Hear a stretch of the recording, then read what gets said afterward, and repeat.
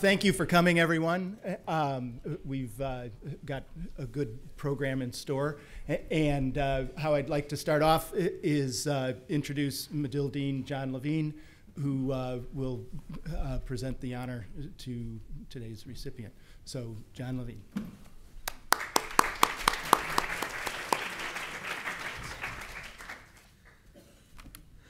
Boy, there must be something more fun than this assignment, but I can't imagine what it is. I mean, we all are so pleased to be here and to have Jonathan here. So let me tell you a little about our award winner. And it's a little, because you'd be here till tomorrow if I told you all that I know. He, you know, for those of you that are Medill students, yes, he reported from China and the Dominican Republic and the United Nations, and he's now back on the remainder of the international desk at the AP, and he's here today, but tomorrow he's going to, of course, go cover the opening of the UN. I'm told in this bio that I have that his first assignment with the AP was an internship in Jerusalem where he covered, you know, think of this. He goes for an internship in Jerusalem and he covers the Second Intifada. I mean, talk about going somewhere at the right time if you're a journalist. It was, you know, and then we sort of skip over a whole set of things. And here's the picture that his editor painted when the nomination for this award was sent in. Let's see. Managing editor of the AP said, "Food, water, and electricity were scarce, and Jonathan stepped around bodies in the streets, and without a house, he slept on bricks outside where he woke up several times a night as aftershocks in Haiti pounded his head against the ground. 4 of his friends died in the quake." So that's the sort of opening for the recipient for the 2010 Medill Medal of Courage, his coverage of that earthquake.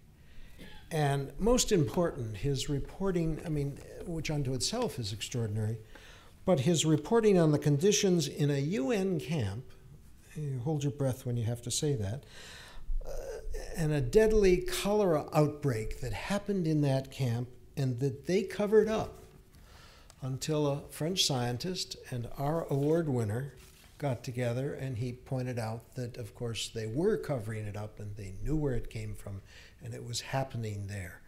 What could more personify Medill and great journalism and the thing that we all really care about than that? And so it is just a real honor and a humbling one for me to give on behalf of all of you our award of courage to Jonathan Katz. Jonathan.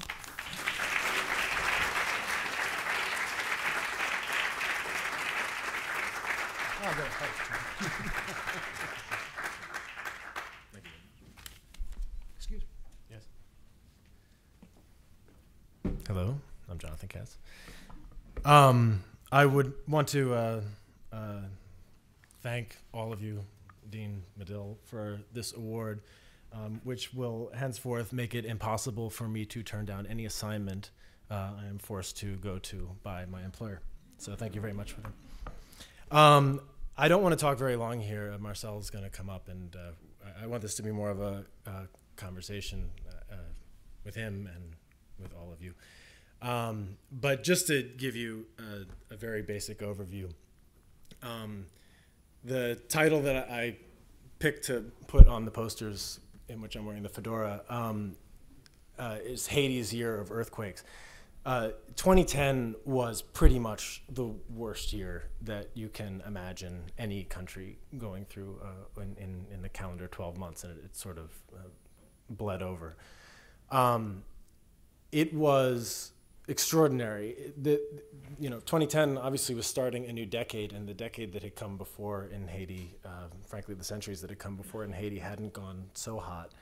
And there was a lot of hope that things were going to start getting better, if not for an artificial turning of the page on the decade calendar, then at the very least because maybe enough time had passed since the last overthrow of a president, and maybe enough problems with insecurity had been taken care of, and maybe enough new thought had been put into how to do development that the lives of the 10 million people there were going to improve. And 12 days in, we suffered the absolute worst calamity imaginable. The official estimate on the earthquake is that 316,000 people died.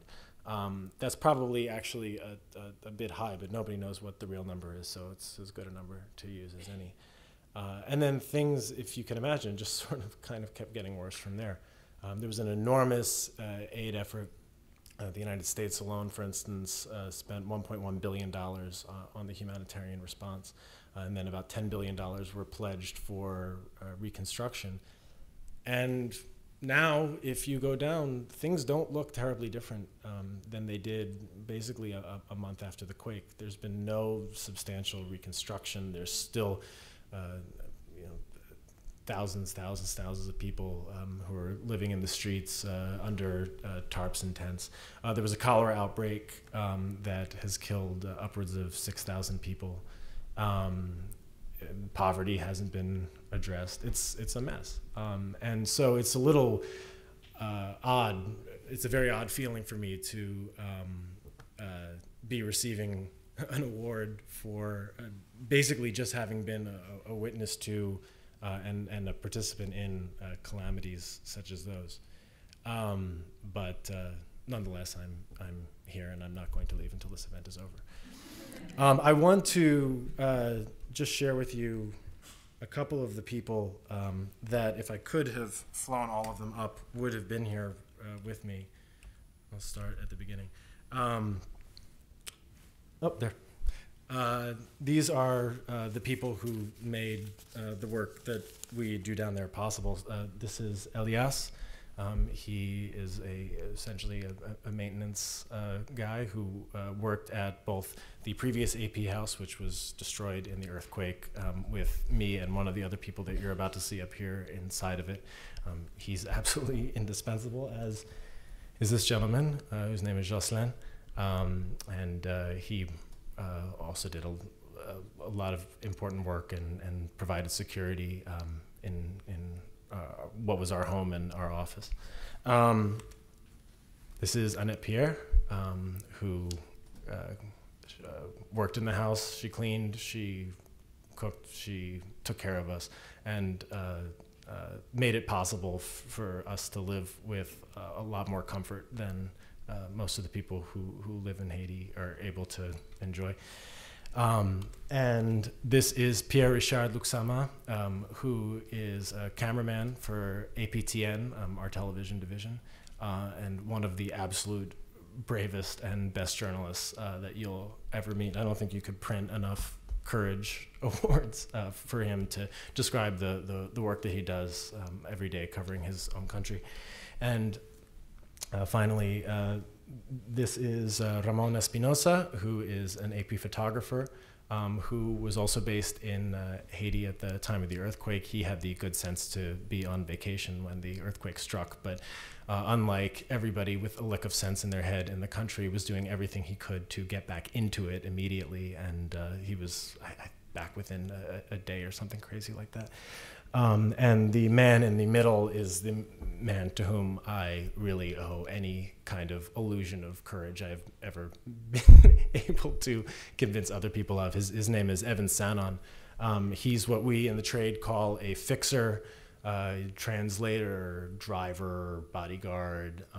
He can recommend music if you're into that. And he was by my side basically every step of the way in the 3.5 years that I lived in and reported from Haiti. He watched my back, I watched his back, and him watching my back was probably a lot more beneficial to me than me watching his back. And he was in the house. This is actually the house. You can see a little bit of it. Right over Ramon's shoulder is the wall of the entrance to the old AP house, which fell apart with me up on the second floor. Evans was sitting at a desk, basically, which would have been right around here, noticed that something seemed to be odd with the mortar holding the rocks that made up the wall together. As he does, stood up, went outside to take stock, and then basically the earth exploded. The earthquake was about 26 times the force of the bomb that destroyed Hiroshima. It was, I think, 8.1 miles underground. It was somewhere about 15 miles from the center of Port-au-Prince when it went off. The shaking was felt in Tampa, in Venezuela. People were running for cover in Cuba, and we were right on top of it. And he watched as the house basically came down around me, knowing that I was on the second floor, and then ran in to make sure that I could get out and that I was alive. And hearing his voice after the earthquake is a sound that I will never forget, because I didn't know if he had made it either. And he helped guide me out of the house. You should know also, again, thank you for this. You should know that the moment that really cinched this, I'm actually in my boxers and an undershirt. I didn't know that there was an earthquake coming in. I ran out. He helped get me out of the house, just kind of briefly put my head back together, and then I ran up and was able to borrow a BlackBerry off of a passing American who was coming out of the hotel next to us, which had also partially collapsed. And I was able to make the first report of the earthquake.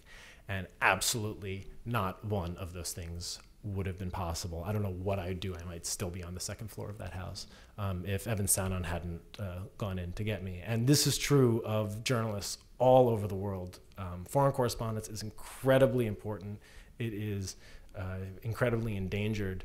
And nothing in places like Haiti that foreign correspondents do is possible without the Evans of the world. And there are many, many, many of them. But the one that I care about the most is that guy. And goes to him as well. I also would like to thank my parents for coming. That's them. I'd like to thank my dad for the hairline.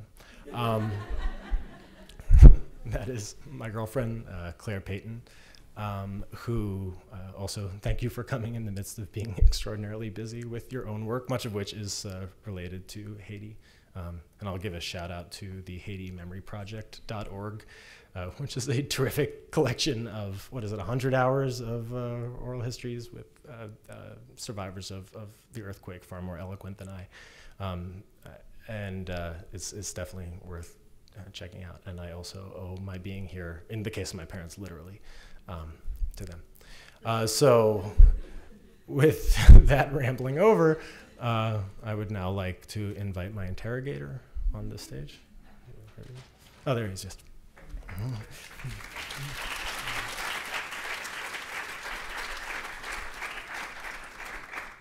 Sit there, and I have an award of my own, and I didn't know how many people were going to be here, so I apologize. But do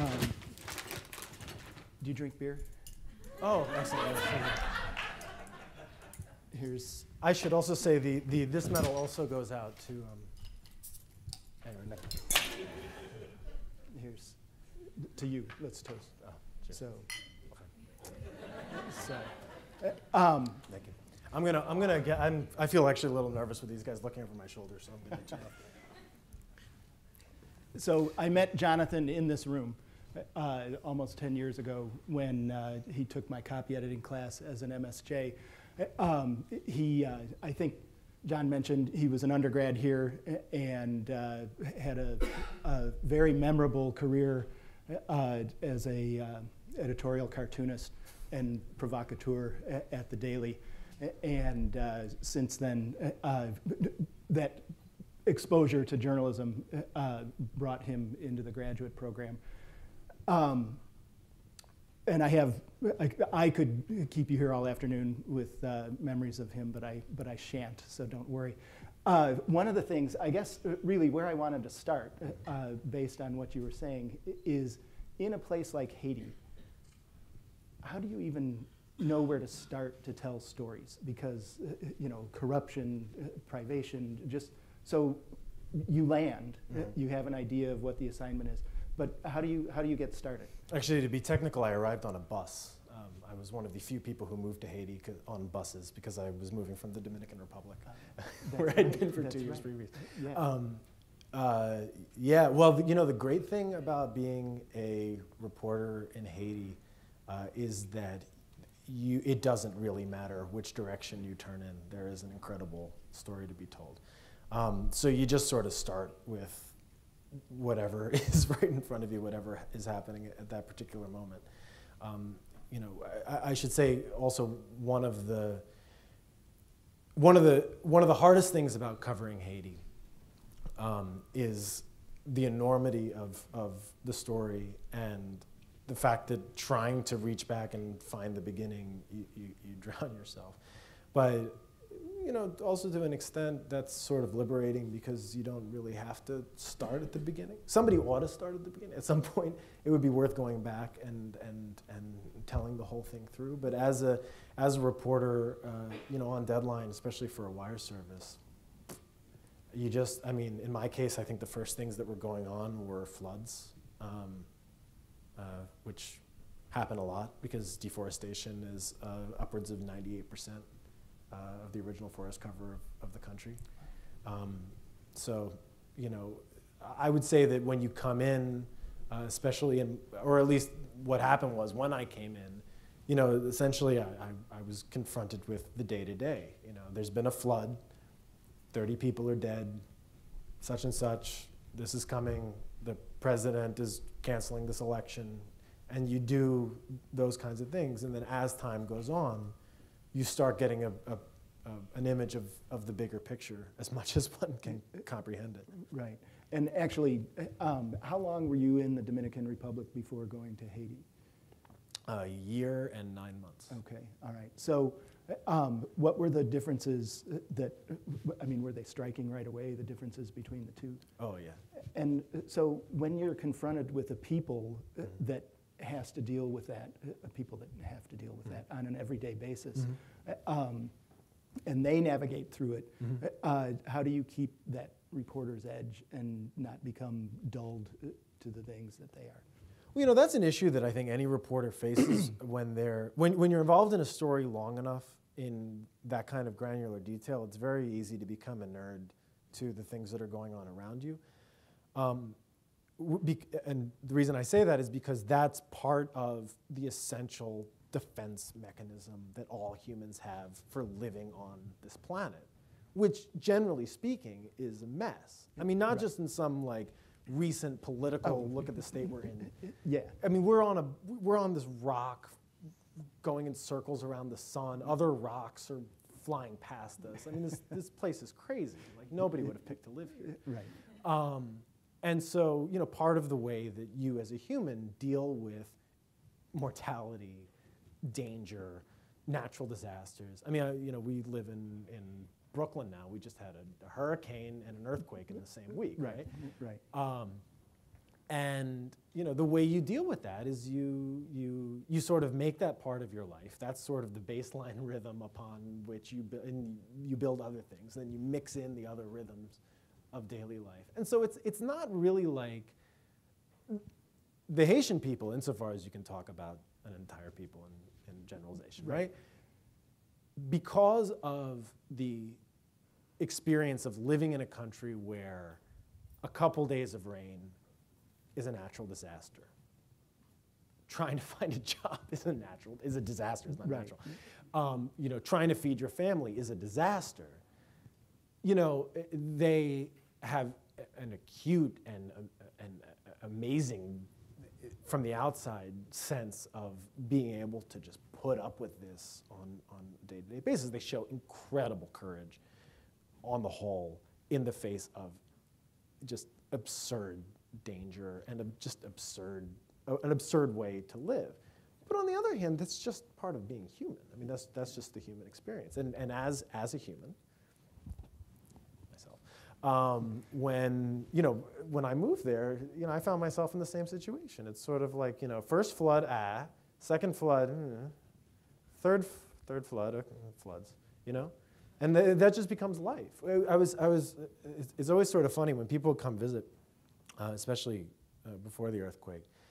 They would always laugh because in Haiti, we're in the tropics, it's the Caribbean. There's no winter, which actually is lovely. If you can ever live without a winter, highly recommend it.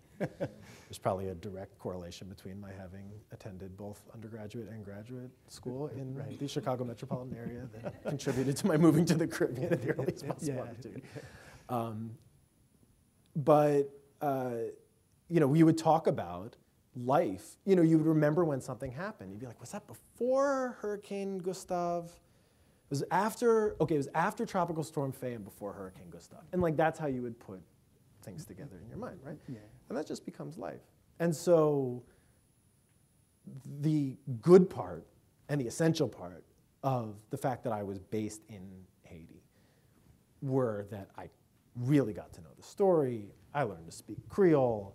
I wasn't coming in, especially after I'd been there for a while, I wasn't coming in from the outside with these, the standard first day in Haiti stories. Mm-hmm. And that's one of the problems with parachute journalism. Right. And I don't use the word entirely as a pejorative. Obviously, putting on a parachute and jumping out of something, not that that's what they do, but the word itself does not really describe a cowardly act. Right. You're going into a situation that you don't know. Anything can happen to you. Certainly people are doing extraordinary work in Libya right now who have not been based in Libya and don't really necessarily know much about Libya, but they parachute in because that's where the story is right now. I'm not totally taking away from that, but you really need people who know the story and aren't just going to come in and write or get on TV and be like, did you know that people here, or right now after the earthquake, did you know people live under tarps? I just got off the airplane and I just noticed there's a lot of people under tarps. I was like, okay, great. Yeah. It's really good to have somebody who's there who can speak to more depth than that. But the problem is that you, as a human, end up in the same, you get a nerd as well. And that's true if you're covering a war, but you live there for a long time. It's true if you're covering a place like Haiti. Yeah. So let's go back a second, your trajectory. One thing that you should know about this man is he's a rascal. Would you agree? I really think a lack of fear. So this medal, this honor is appropriate. At what point did you know journalism was for you? Oh, that's a good question. By the way, I'm terrified all the time. I'm sort of vaguely terrified right now. I just happen to sort of like the feeling of terror, which is part of the reason why I thought it'd be good for you to be interviewing me. Actually. Exactly, yeah. That's a spectacular question. What is the moment that I realized journalism was right for me? I decided that that health insurance was optional in my life. All right. I have it now, by the way. What was the moment? Well, that's a good question. I think at some point, I sort of backed into journalism. I came to Northwestern as an undergraduate. I was in the College of Arts and Sciences. And part of the reason why I came was because Medill, then the Medill School of Journalism, I understand that's changed now, but then Medill School of Journalism was there, but there were also, I played the trumpet, I was in the marching band in high school, there was a music school, there was other stuff. Maybe I would decide to build extremely small things and could go to the engineering, nanotech, I don't know, right. Something, right? Right. I was open. I was 17, 18, I didn't know what was See going what it is. on. And I sort of backed into it. As you mentioned, I was a cartoonist at the Daily. It was my start there, drawing vaguely comprehensible caricatures of Bill Clinton, whatever else was going on in 1999.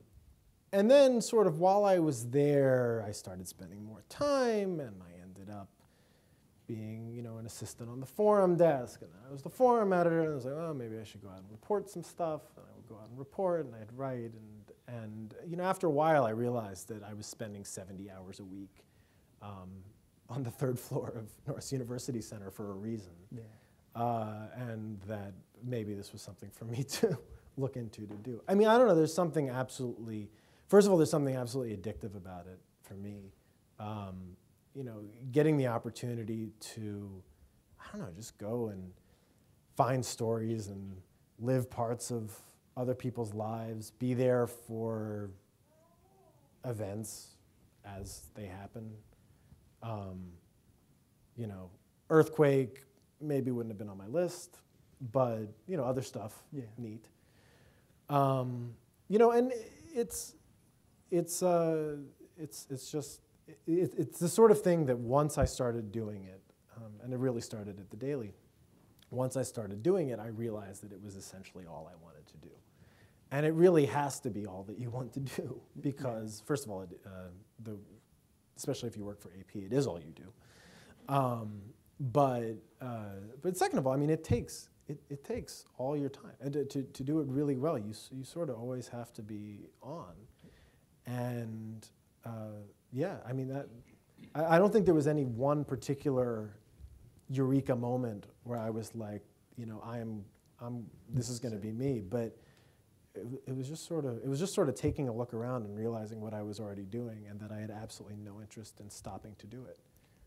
And by the time I met you, you were already there. I mean, you can tell, the instructors in here will agree. I don't know if it's a heightened sense of justice or outrage or calling bullshit, but I think you have all of those. And how, I'm trying to remember when you left here, when you finished the MSJ program, was it an internship at AP? My AP gig was through Global, the Global Quarter. That's right. And the Masters. That was terrific. I think actually, my memory on exactly how it all came together was a bit off. I think it was Jack Doppelt's idea that I go to Jerusalem. And then I think everybody very quickly changed their mind and decided this was a terrible idea, at which point I was convinced that it was exactly what needed to happen. Yeah. There was some discussion back and forth. I don't think we had anybody there for a while because restaurants had this habit of blowing up. And you have to go to restaurants, like really, if you're going to live somewhere. Right. And that was an extraordinary experience. Before that, so Medill. Okay, I did intro, which was an extraordinary experience, Marcel. Intro was that really, I don't even know why I would go on with the story from this point. And then I went down to 26th and Cal. I covered the criminal court, which was terrific. I got to cover a murder trial from start to finish, which was a great experience. Then I went off to do the Washington courtroom.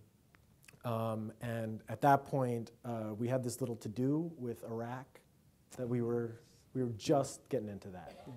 And Lee Newspapers decided that they wanted a student to labor for them in the 5-sided building in Northern Virginia. And my name got drawn, and so I actually got to fly out overnight after a speeding ticket, taking the contents of my apartment from Chicago to Louisville, Kentucky. And then I was in the Pentagon briefing room with Rumsfeld and General McChrystal as the shock and awe bombing of Baghdad was underway, and we were told that the liberation of Iraq had begun, which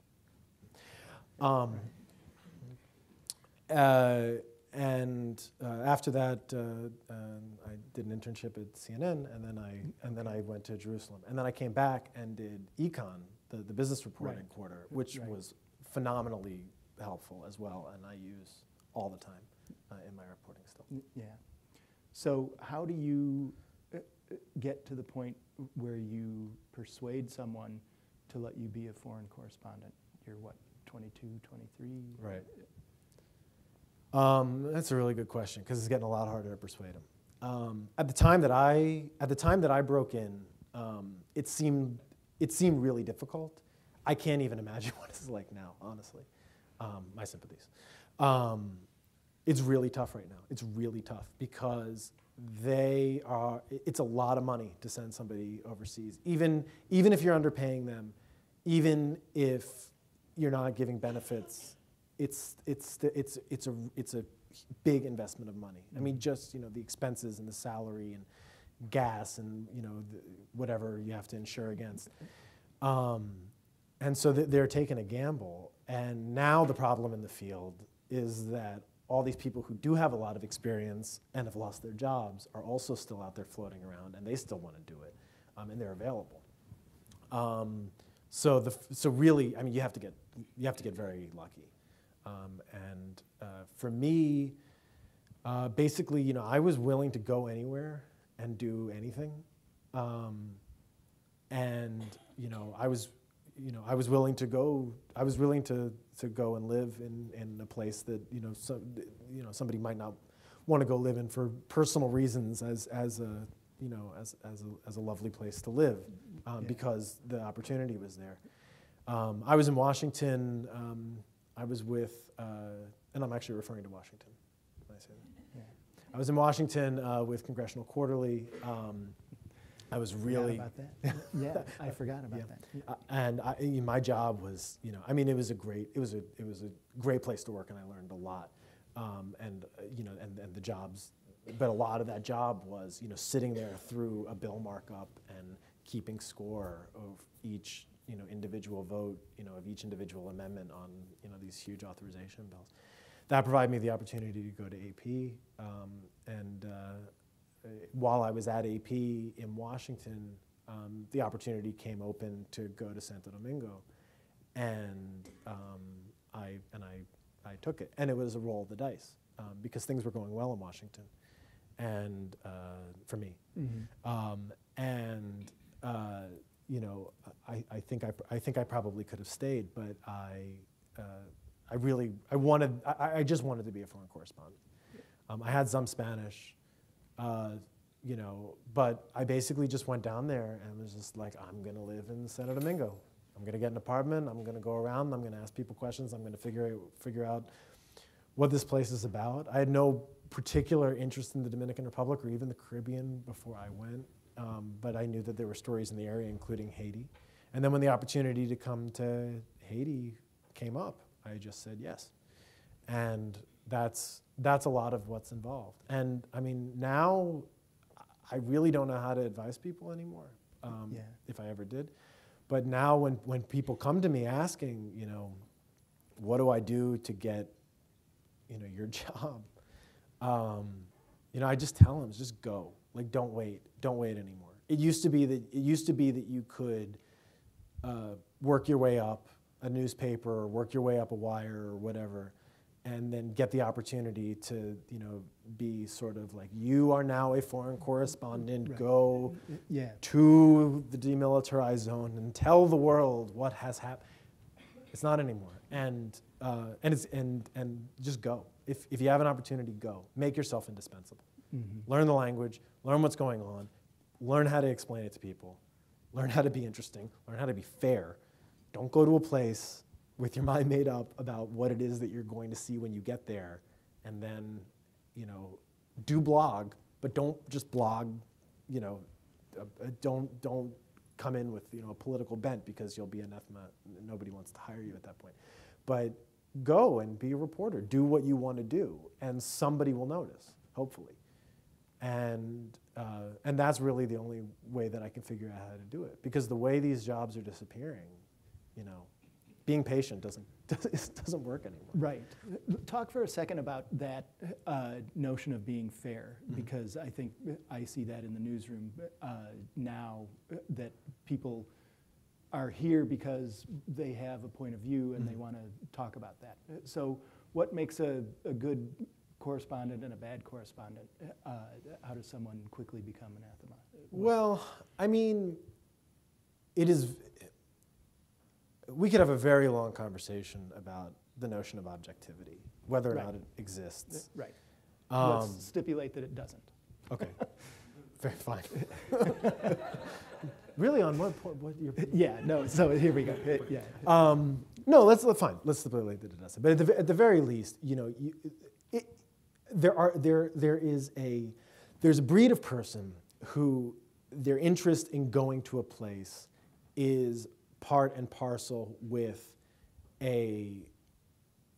this sort of beating desire to defend, find evidence for, propagate a certain worldview, whatever that is. And I understand, I really do understand that drive. For me, weirdly, and this was, I think, part of this is something that sort of came up with my experience here at Northwestern as an undergraduate, is I basically finished undergrad just not believing anything that anybody said. I would go to a protest and it was ridiculous. And then I would go to this other thing, it was just ridiculous. And I go to class and it was ridiculous. And the whole thing was ridiculous, Marcel. Yeah. And this is why I love this man, seriously. And so I had this weird, I don't know if it was objectivity, but I just sort of had this weird universal skepticism. And the reason why I wanted to go places and tell people things is because you don't get it. Right. I don't get it. None of us get it. Right. It's a mess. So you're in Haiti, and there's obvious corruption. Right. So how do you be a journalist when you're confronted with that? I mean, you can't just say every day corruption, corruption, corruption, or can you? Well, see, here's the thing. I mean, this is one of the things, right? There's a storyline about what corruption means, right? And part of the storyline part of the general storyline of Haiti, and one of the first things that comes up in a first world audience when you're talking about it is corruption. I mean, I was in a cafe in the south of Paris, as is my wont. And the waiter came over, and the waiter came over, and he was like, "Oh, you live in Haiti? Like, wow, corruption. Boy, they stole all that money, didn't they?" And which isn't true, by the way, and I'll get to that in a second. Right. But good.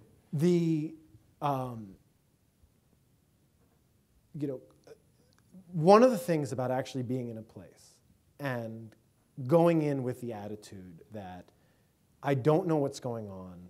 Probably many of the people who tell me what's going on also don't know what's going on. Right. I'm going to try to figure out what's going on, is that you start to see things in a different way. And corruption is a very interesting example, because when you get to what is broadly defined as corruption in Haiti, and you really start understanding up close, not just as a blanket term, but individual events that are going on that fall under this general heading, right? You start understanding a lot about the country, the relationship between that country and other countries around it. And, police corruption is an example, right? Many countries around the world have police corruption. In fact, frankly, okay. We're doing okay. Yeah. I mean, if you really compare it to, I know there's instances, but if you really compare it to a daily basis of, like, I'm going down the street, how many of these cops do I have to bribe to get to the other end of the street? In Chicago in 2011, you're all right. Yeah. Obviously, this place has a reputation, but that was a while ago. And part of what happened wasn't some change in the DNA of people in Chicago. It's that police are well enough paid, that they don't need to be collecting on the side. People can go into public life in the United States, and I mean, we can have a conversation about, high-level concepts of corruption, doing things because it's going to get the contract for your district, and maybe there isn't a direct kickback, but when you're done in office, you can go take the job. I mean, there's conversations to be had, right?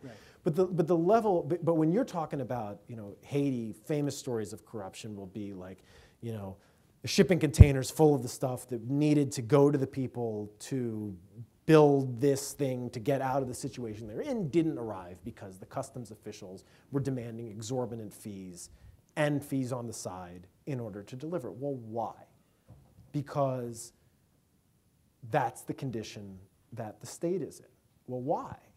And then you have to start taking a much harder look and finding much more difficult answers about what has been going on in Haiti, and not in a vacuum, but especially, I mean, you can just start with this quarter hemisphere, the relationship between Haiti and the United States, to understand how things have gotten to this point. So taking it back to the police, you have an underpaid police department that has a terrible job to do because they're not equipped.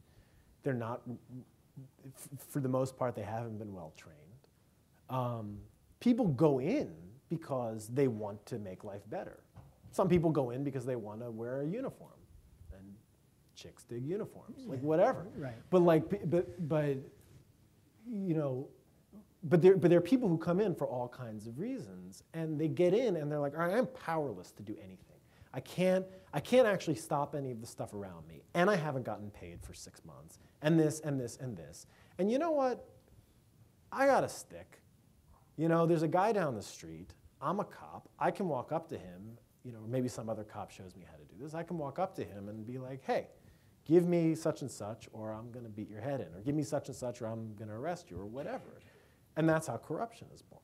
It's not because it's not. You know, I'm not defending it. Right. But I'm not. But it's an example of the granularity and the things that you learn from being part of the granularity of the day-to-day story, that you start being able to see things in a more complex light. And then as a journalist, you can then turn around and start telling much more interesting stories. And you start seeing things like, for instance, one of the assumptions was that, so $10 billion are pledged for, well, let me think about this. I think it was like 5.5 for 2010, 2011 at the UN Donors Conference at the end of March of 2010, right? So we're about 3 months after the earthquake. A lot of money is being talked about on the table. The United States alone has pledged $1.15 billion for that period, for the immediate period. And I wrote about it. I was at the UN. That's the top line of the story, because you know it's the most salient detail that comes out. This is the pledge. And then after that, when things don't get better, the immediate response of people who have a certain image of what's going on in Haiti or places like Haiti in their mind, you assume, okay, well, if things haven't gotten better and all this money was talked about, clearly somebody pocketed it. And all the time, you know, people wanted, wherever they were, the story of, you know, the president in the gold rims Cadillac driving, and the room full of furs, and you know. Part of the reason in Haiti is because there were so many famous stories at the fall of Jean-Claude Duvalier in 1986, and they went into the National Palace and they saw where Michelle Benet had her furs, and so that's part of where that got stuck in people's mind. But because we, since we were working there on the day-to-day, had more of an understanding about what's really going on in corruption, and how a lot of the things that are called corruption are really the result of essentially privation on a state scale. You know, the government is not funded. The government is receiving, even after the earthquake, 1 cent on the dollar of every dollar that is, you know, being spent on the response. There are no institutions. You start looking and seeing, all right, well, what's really going on here? And you find that the humanitarian money, a lot of it's really just gone in a circle. You know, it gets spent on, you know, the salary and moving personnel and putting them up in a hotel in Tampa on their way down, and the fuel for the private jet, and you know, all these things that maybe, you know, they're necessary. But you look at this top line, you see billions spent, and it's not somebody standing on the street and being like, you know, Monsieur Joseph, Monsieur Pierre. It's being spent in other places, and it's not going to solidify institutions. So then we start looking in more, and we start looking at this, and we look at that, and we find out that essentially, as of I forget when our first story came out, but I think it was September of 2010. So remember, the Donors Conference is in March. The earthquake is in January. We're now in September. The United States had spent $0 and 0 cents of the reconstruction money that was committed at the Donors Conference of that $1.15 billion. And the situation remained that way until almost the end of the year. And even now, I don't have the numbers offhand, but even now, that pledge has not been met. And we're in, late September of 2011. Yeah. And there are reasons for it. And then we start looking and we figure out it's getting held up, and there's this and this, you know, Congress blames the State Department blames Congress, both are blaming the Haitian government. It's, you know, going around in circles. But it's a story that it's a story that we broke. And it's not because we're so smart, although we are. But But it's not because we're not. It's not because we're so smart. It's not because we're better at our job than everybody else. It's because we knew like everybody else is looking over here. Everybody else is looking for the room full of fur coats. So we just looked at the numbers. And it's something that doesn't necessarily occur to you unless you're in it every day. Right. So, and about that, how do you juggle being a reporter for a wire service where you've got extreme deadline considerations, and then you've got these deep stories that underpin everything? So how do you tell the daily news stories and then also go to the place that no one else is looking as a journalist? It's difficult. I mean, part of it just has to do with, I think, building enough of a relationship and credibility for yourself within your organization that you can build that space for yourself. It's never easy, but you can sort of go in and say, look, I know this is the story that you think we're going to get, but I think this is actually what's going on. It's never easy, especially on the wire pace of life. And it can be really hard to go. I mean, there are big investigations and things that I really wanted to do that there just wasn't time for, because I also had to be the hamster on the wheel that was covering, every single little thing that was happening, or at the very least being aware of enough of a percentage of the things that were happening that I could then skim some percentage of that for stories and make sure that we weren't missing anything.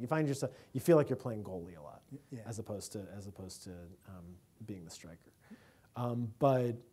But there are chances, and when the earthquake hit, AP's response was terrific, and we sent a lot of people, and so there was room to go and look for stuff and be like, I'm gonna try to do this today, because there was enough people to sort of be taking the pulse at any given moment, or if some news broke that somebody could get to it immediately. It was a little harder as we slimmed down our staff in the weeks and months that followed, because I had to be playing goalie a lot. But as the year went on, in fact, for me, the sharply declining interest in Haiti worked to my favor. Okay. Because it was sort of like, well, nobody's, the papers aren't demanding a story at the same rate that they were demanding it before, so I had time to go to the village of May outside Mirbalais and muck around the back and look at the toilets of the peacekeepers, and do an investigation like that, whereas I don't think that would have been possible earlier. Otherwise, yeah. So, where's your book? You're going to write a book, don't you think? A book about this? It's a wonderful question. Well, I don't know. I'm thinking about the best way to proceed with that. Obviously, so I think just. I would like to do one, but I have to think about how. Well, the way you think, and now that you're able to step back and look at things. Mm-hmm. So I hope there's a book.